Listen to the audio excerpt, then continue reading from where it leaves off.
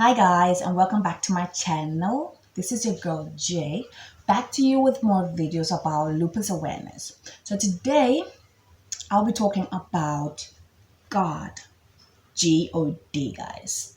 So let's just get into it.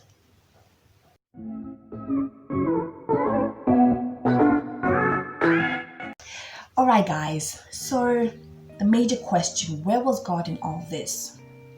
So this should have probably been like one of my first videos that I made, guys. Honestly speaking, um, because this is a major part of my time in the hospital, really. I went from being someone who involved God in everything I did to shutting him out. I didn't want to hear anything anymore about God. I did not want him in the situation I was in, which was quite stupid, if I should use that word on myself, because I was shutting out someone who could actually help me, thinking that I'm angry, I'm depressed, therefore I don't want to speak to you no more. That was literally what I was doing and what I was saying to myself. So I just shut God out. So the story of how I kind of realized how crazy and stupid I was being by shutting God out starts with a woman who started speaking to me. Okay, so I know a pastor's wife who knew that I was in the hospital, and she gave my number to her sister who had just come out of the hospital because of a kidney disease.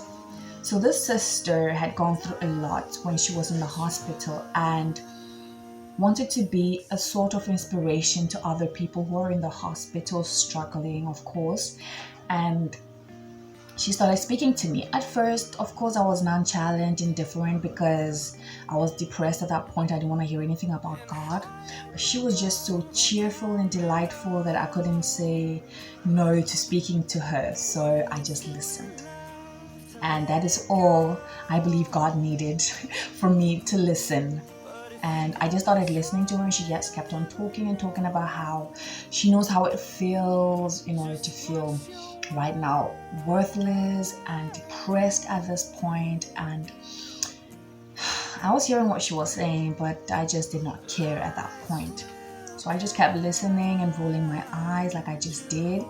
And she just kept on talking and talking. And when she was done, she was like, she's gonna send me a video through my WhatsApp to watch. It's about Pastor Novel Hayes.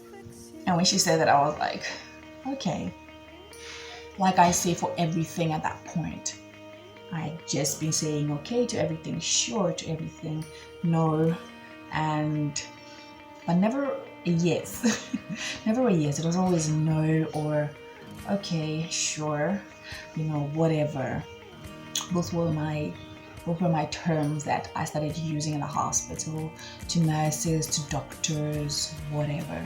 Okay, so after she sent me the video, she kept on calling me every time after that, asking me, oh, have you watched the video? And I would make up my best excuse. No, I did not have data. Yeah, that's the excuse, guys, and you guys know that excuse. You use it on stuff that you don't find that interesting or worth your time. You always use those words. I don't have data, I don't have airtime, and yeah, guys, I know you do that.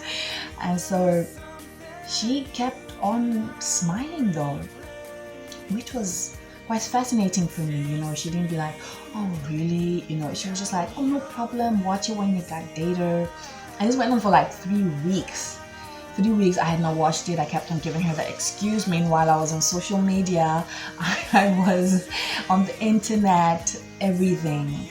And so somehow on the 3rd week, I found myself clicking on that YouTube video and actually going to watch it. I think I was bored. I mean, more bored than I usually am in the hospital. It's quite boring in the hospital, guys. It is so boring. I literally had not seen sun for, not seen, so I literally hadn't felt the sun for 3 months. I haven't felt rain. I haven't felt my feet on the sand for 3 months, guys. I think you understand how boring that is then. Okay, so I was more bored than usual. And so I started watching it. And this pastor Novel Hayes was talking a lot. And until he got to a part where he started talking about a testimony about a man who was in an ICU, and that got me quite interested.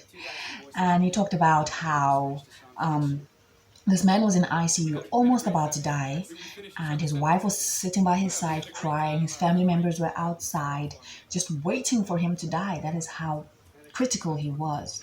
Okay, and Pastor Novel Hayes went with the pastor friend of his that he had just gone to visit, and the pastor friend prayed for the man.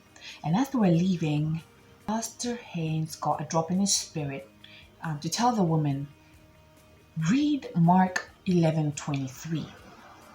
And so she was just looking at him confused, and he was like, say these things for your husband. Thank you, Jesus, for healing my husband. He will live and not die. He said to her, say it over and over again. Say it every day. When you get tired, stop, drink water, eat, but continue to say this. Do not stop saying it. Okay, he was that aggressive with her. It's like, do not stop saying these words to her. And she was like, okay, all right, I'm gonna try and say them, And he left. Okay, fast forward, he doesn't know whether she said, continued saying those things to him.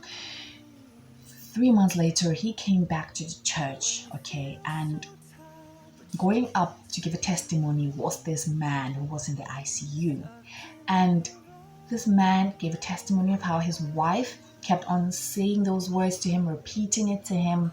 And 3 weeks after that, he became conscious from the ICU.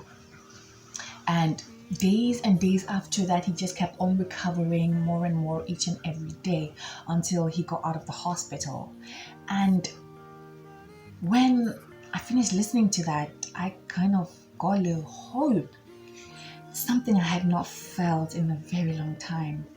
And I was like, okay, you know what? What do I have to lose? I'm going to say those words to myself. And I started saying those words to myself. Thank you, Jesus, for healing me. I will live and not die. I literally kept on saying those words over and over and over and over and over again, guys. When I would get tired, I would stop. I would take water, whatever. I would sleep. I would wake up, and then I would continue saying those words.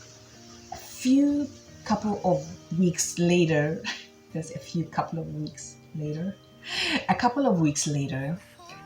I was discharged from the hospital. I know, guys, someone might say, oh, it's a coincidence. You were gonna get out anyway. No. Guys. Because prior to me starting to say those words, I had been told I would be discharged like 6 or 7 times. The doctor would say, oh, you might get definitely discharged next week. And the next week would come and they'll be like, okay, but we still need to do like 1 or 2 tests. So definitely next week, definitely. And that week would come and they'll be like, okay, but just do an echo, do some more x-rays. Guys, I was hearing that over and over again. And I do not say it's a coincidence. When I decided to bring God back into the situation that I'm in, that I kept him out of, it started getting better. I was crazy to think that keeping God out of the situation that I am in was going to help me in any way. What? That was crazy. Okay.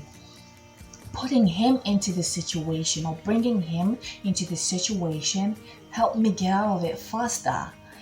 And because of that, now I'm able to even give, what I went through out there, sharing it to somebody who might be going through that same thing, and just to bring awareness to it that people may understand or know what it is.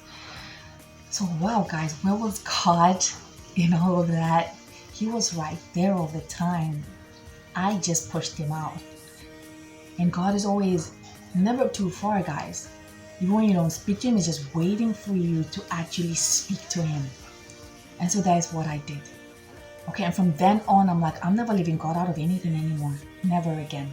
I will never do that ever again. And it's been an amazing journey, guys, with God. Honestly, it's an amazing journey.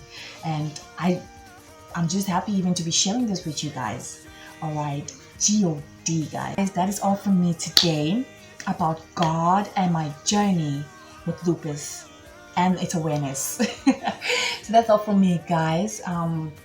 Stay tuned for more videos from me, guys. I will be bringing another video about how many people actually do know about lupus. So I'll be going out to do a survey, interviewing people to find out if they've heard about lupus and finding out how many people out of 10 actually know about lupus. So I would like you to click on that notification button, guys, so that when I upload that video, you guys will be the first to know. All right, guys. So this is your girl Jemima and Nyonyam Dankwa, and this is my life with lupus.